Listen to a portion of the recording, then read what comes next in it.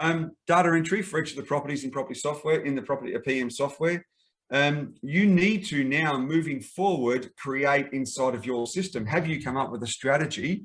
I don't believe that the Property Me or Property Tree or Console have this, but is there a way that we can either use labels, tags, tasks, notes? I probably wouldn't be using sticky notes, but if we just have a look at one particular property, I know I'm working with some clients at the moment where there's heritage overlay for most of their properties, but they may not have, and for a lot of portfolios, they may not have a lot of embedded networks. But what we need to be able to do is not only do the work today, but moving forward, where are the embedded networks? Who are they? Their ABN, phone number, the tariffs, any link charges, so setup and disconnection charges as well. Let's go through those. Have we come up with a system to be able to record this? This is where I think that the director and the I'm very strong on this. And when we get to risk management, if we got time to get through to risk management, I'm really strong on the fact that, as much as I'm talking a lot about outsourcing in through to here, and my VAs are sitting in the chat also, I don't think a director or officer and effective control, more importantly, you can outsource all of the tasks. You can't outsource the liability or the responsibility. So all of this falls onto the directors. If the director in your organization is not involved in this, get them involved. Because they need to be made aware of all of the risks. So all of this, particularly around the advertising, because they're the first person that the Consumer Affairs is going to go to in the event that there's an issue. Have a look at the OC rules, proof of ownership, level of service, that's the LOS, level of service, fee schedule, owner's instruction form, OC rules, move in, move out guides, and your landlord's insurance. Have they all been done? Let's go back through and do another mini audit. Audit the properties that you've currently got available. So why are move in, move out guides really important? Let's just have a look at this. If, for example, you have a building, a large building, where the move in, move out guide, and I was talking to some clients recently where they, a company has $200, sorry, an owners corporation. So it's $200 to set up the move in, move out. So they put the padding into the lifts.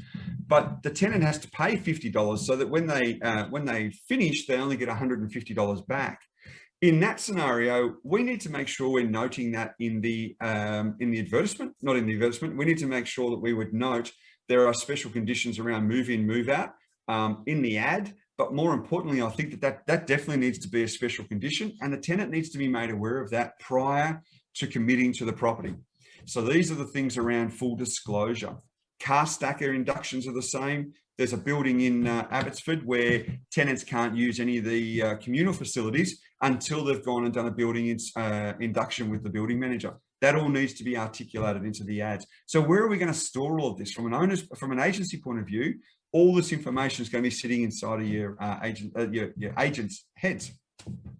Let's now have a look at the landlord communication. Residential rental providers, or landlords as we used to call them, as of Monday morning, they're no longer called landlords. So we've gone and changed from one word into three. By now, you should have already updated your owner's instruction form for compliance. You should have already done that, at least for the ones that you've got advertised. So as of next week, if your staff go out tomorrow, and let's say you've got 10 properties available and you get applications, and you need to, on Monday, you need to provide the most recent gas compliance and also electrical safety. And if it's not being done right now, that's okay, but you need to be able to provide what the status is up to. So you can't then turn around and just say when the owner gets to it, or we're going to get around to this eventually. The property is in the P section, so we're only starting at A. We'll get to P soon. It needs to be done from the trigger points are the ones that are being advertised. So over the next 4 to 6 weeks, I would suggest, and you're going to see this a lot throughout, is one to all or one to many. So the one to one or one to all, and the one to all is going to be done generally through video. I've seen some really good videos. I've actually been involved in some videos as well, which we just virtually just filmed on an iPhone in a foyer of an office, and they were more than satisfactory.